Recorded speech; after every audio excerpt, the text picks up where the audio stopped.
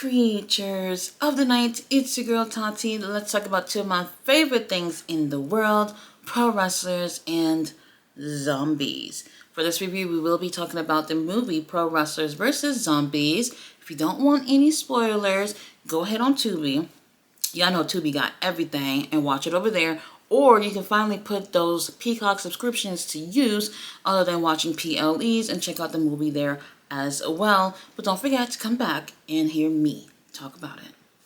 So for this movie, we do have Shane Douglas, Matt Hardy, Reby Sky, Hacksaw Jim Duggan, and Kurt Angle, and of course, one of my favorites of all time, Rowdy Piper. Now, we do start off this movie with an indie show, and we have Shane Douglas, who's supposed to be going against Billy for the main event. When Shane walks to the locker room, he sees Billy with his tongue down his girl's throat. I don't know if that's his girlfriend or whatever, but obviously they have some type of relationship, and Shane is not happy about this.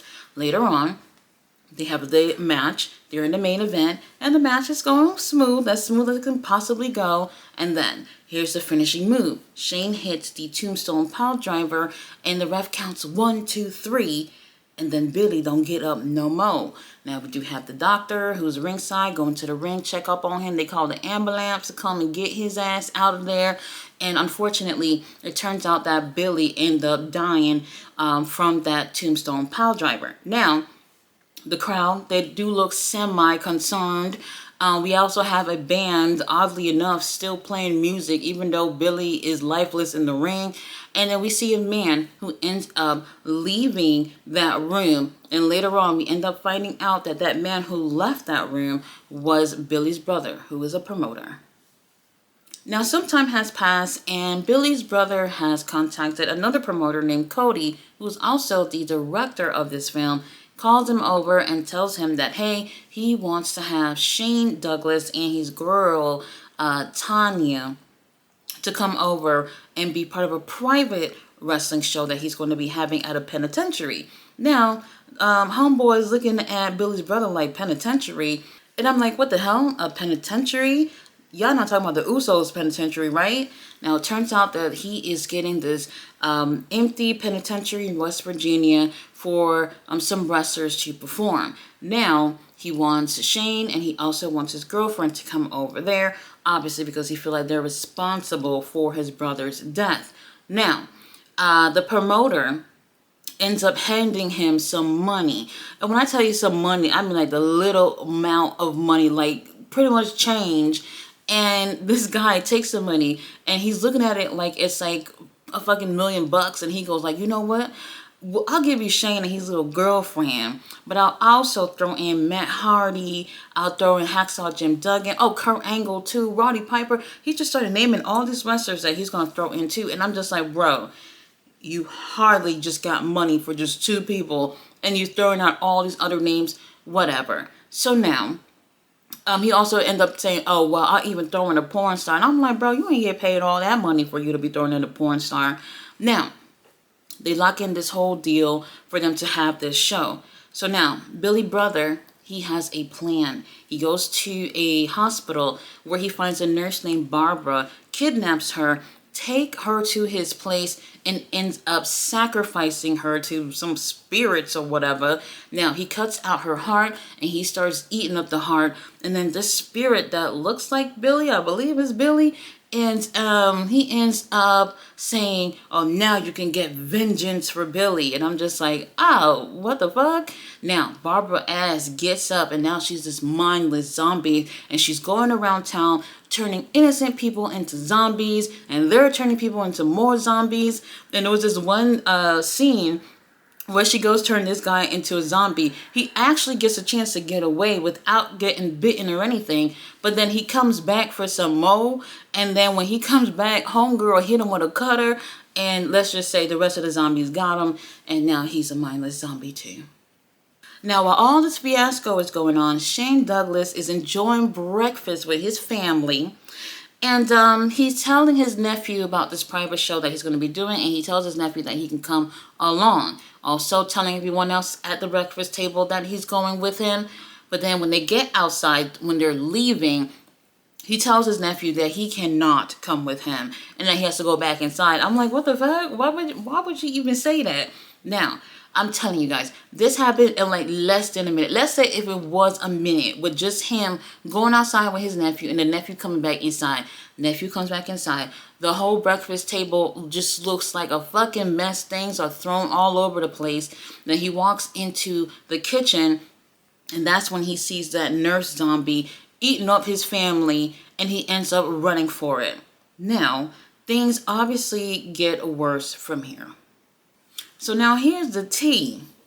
So Shane goes to the promoter, Cody's office, and he's like, so you want me to do this private show at a penitentiary of all places, and you haven't paid me any money from some of the shows from the past, and you want me to go over there and wrestle for nothing? He said, I'll be damned if I'm going to get bounce checks from you again, just like Jim Crockett, Vince McMahon, and Paul Heyman. And when he said that, I said, look, that ain't no script or nothing. He is telling the motherfucking truth. And you hear that Paul Heyman don't got that little Hall of Fame ring and still owing a lot of wrestlers money from ECW, but we're not going to get into that. That's a completely different horror movie. Now, the promoter, he assures Shane that, look, you don't got to worry about a damn thing. You show up to the bus tomorrow morning, I will pay you the back pay, and I will pay you extra from showing up to this show. Don't even step onto the bus, and the cash will be in hand. And that's all Shane needed to hear, and he decides that he's going to get on that bus. So now we finally get Roddy Piper to be in this movie. He's hanging out with some kids and Shane. And then you see a woman named Sarah who comes in to see the promoter, that crooked ass promoter, who got a little bit of cash to spend. She's going over there because apparently they need someone to work for the promotion as well. I guess to do marketing or maybe also promoting as well. And he's being super flirty with her. And she's being flirty too, but kind of like she don't want to, but she's doing it because she's trying to get the damn job. And he ends up taking some money and putting it into her bra. And I'm like, what the fuck is happening here? And he got his chunky ass fingers all up on her back or whatever. And I'm like, what the fuck is happening here? And obviously she ends up getting the job. Whatever. So now, they're on the bus. They're on their way to this penitentiary. And everyone is hooking up with somebody on the bus. Matt Hardy got like how many hoes in there he's kissing up on the bus. Shane got one of them over there too. And Sarah goes sits next to Piper and was like, well, why do you like Shane? Why are y'all friends? I'm like, what the hell are we doing here? Why are we talking about why are we friends with so-and-so? It just kind of felt like a bit of a weird conversation to have. Now, when they get there, they get to the penitentiary, and as soon as Piper sees the building, he's just like, oh shit. And I'm like, what the fuck? It does look a little, I guess, sketchy when you get there, but obviously it's an abandoned penitentiary, so I get it. Now, the security guard, he said, today you'll meet your most daunting foes, and for once, it won't be predetermined. And I was just like, what the fuck? Now, Piper looks pretty concerned. Everyone else is just like, whatever, this is a job, we getting paid, we're gonna go up there and do our job. The guy actually tells everybody to give me your motherfucking phone before you get off the bus. Everybody's handing their phones. He goes to Piper, and Piper's just like, I don't have a phone. And he goes, yes, you do. You must have a phone. He said, well, if I had a phone, I wouldn't even give it to you. And I'm just like, all right, this is really not important, but whatever. So now, as they're unloading themselves and their belongings off the bus, there are already some wrestlers in the building, and even the band that was playing at the show while Billy was dying in the ring, they were over there too. And the zombies were eating them and turning them into zombies. While some of the other wrestlers who were already there, like Hacksaw, they were there but had no clue about what was going on. Now, everyone gets inside the building. Matt Hardy immediately takes Reby Sky to a chapel so they can fuck. And they're having a good time. Meanwhile, here is the zombies just going all over the place. It's Billy Brother who has the zombies inside of the penitentiary so that they can purposely turn all these other people into zombies. Really what he wanted was just for Shane and his girl to be turned into zombies. But everyone else, they're just strays and wrong place at the wrong time. So it is whatever with the rest of them. Now, while all this is going on, Kurt Angle just came to the building. He got in there.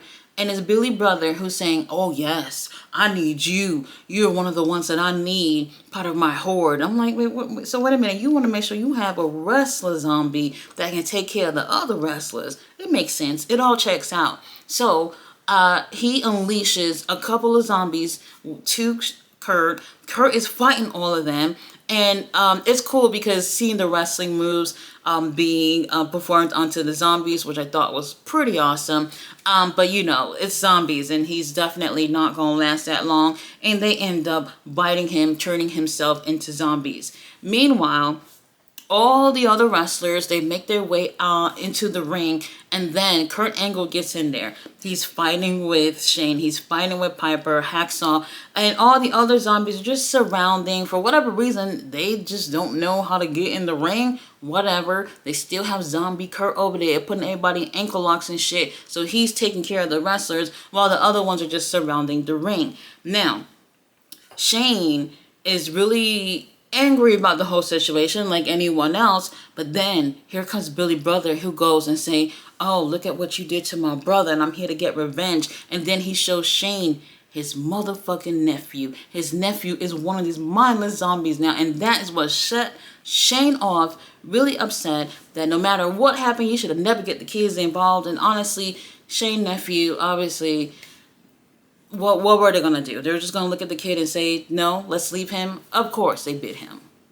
So now with Shane so upset about his nephew being turned into a zombie, he ends up running past all the zombies with Piper and Hacksaw. They huddle up and come up with a plan to run through the zombies, and they end up somehow making it all safely. I have no clue what the fuck that was about, but they made it. Now they make their way into the chapel where Matt Hardy and Reby Sky are still busy. Piper is mad as fuck. He's like, look, this is a zombie apocalypse and you over here worried about your dick.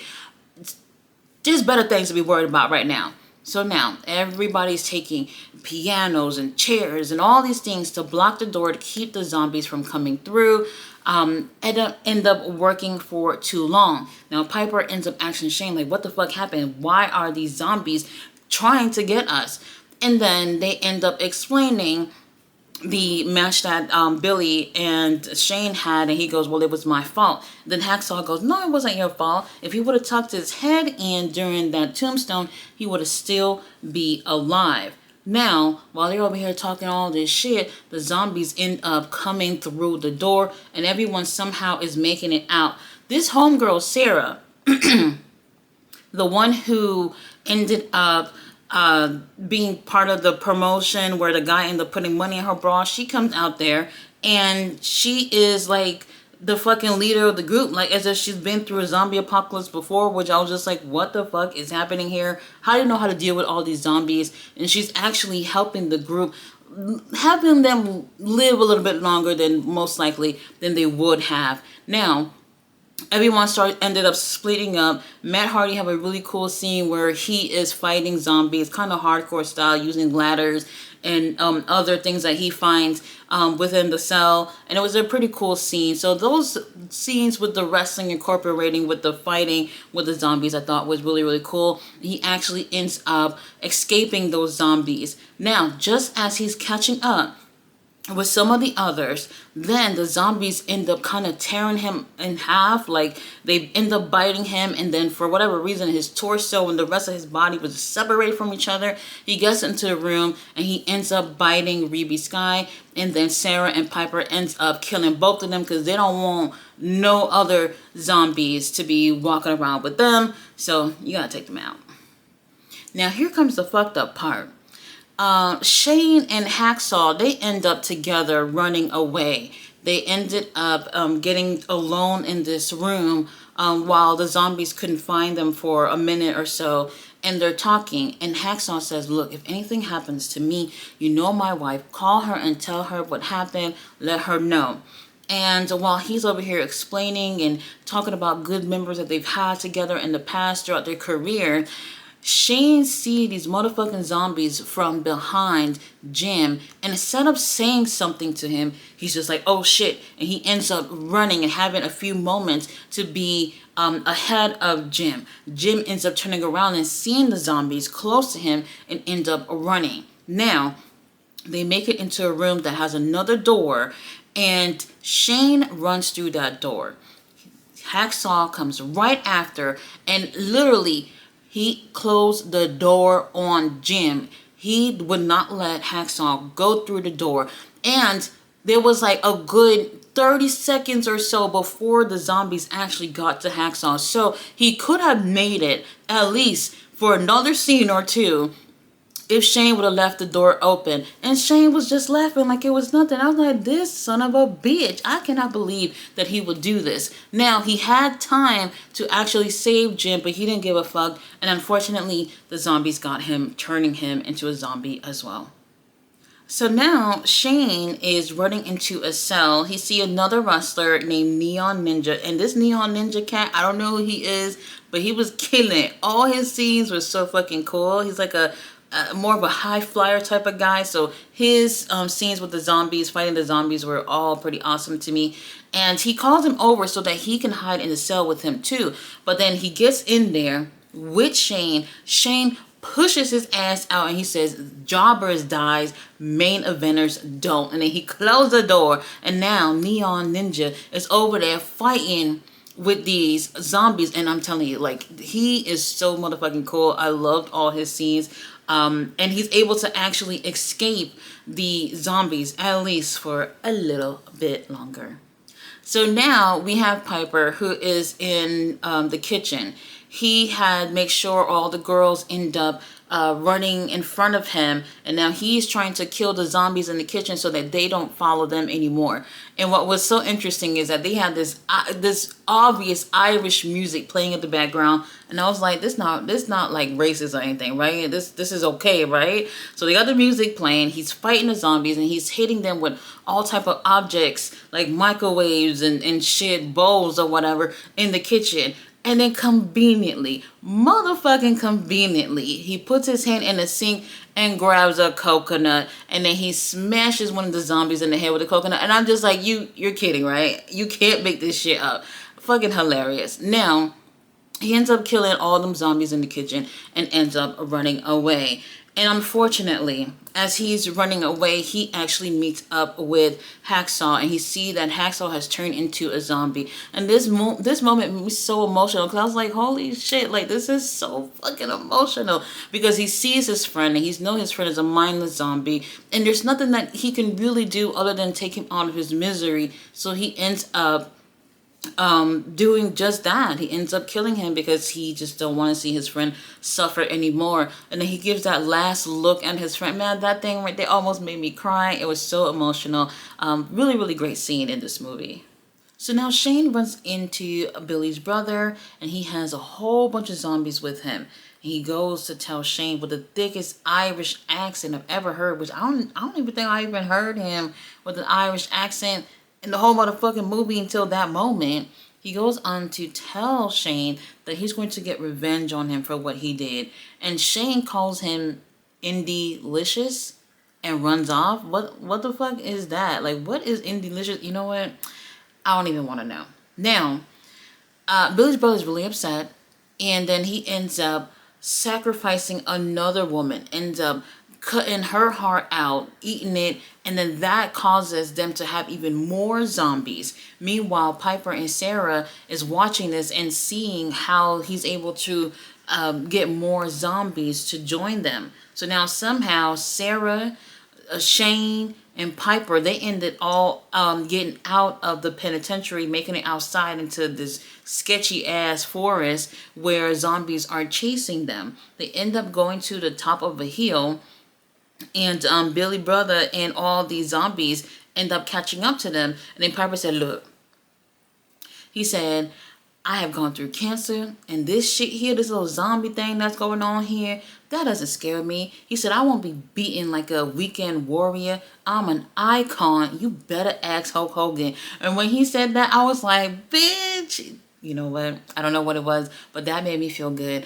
I appreciate Hulk Hogan slander always. Now, Billy Brother's not happy about this, and he ends up sending a few zombies to go fight Piper and Sarah. And this is one of those things. Y'all already know when it comes to movies, they always pick those people that they want to survive all the way to the end. So then you get these very unrealistic, I mean, not like a zombie apocalypse is realistic, but you get these scenes where it's just like, no matter what the zombies are doing, normal people would be motherfucking dead already, but Piper and Sarah are just beating all odds and somehow making it through this whole thing. Now, here comes Shane, who also makes it up to the hill, and he is cornered.